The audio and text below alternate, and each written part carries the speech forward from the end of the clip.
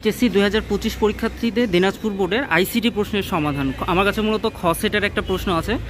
তোমরা যারা খ সেটের প্রশ্নের সমাধান করেছো তারা অ্যান্সার মিলিয়ে নাও। যার প্রথম প্রশ্নের উত্তর হচ্ছে ক ব্রডকাস্ট, 2-এর হচ্ছে খ, 3-এর গ, 4-এর গ, 5-এর ঘ, 6-এর ক, 7-এর হচ্ছে গ, খ, গ এবং ঘ তিনটাই সঠিক, ক হচ্ছে ভুল, এই জন্য এই প্রশ্নটা একটু ভুল আছে।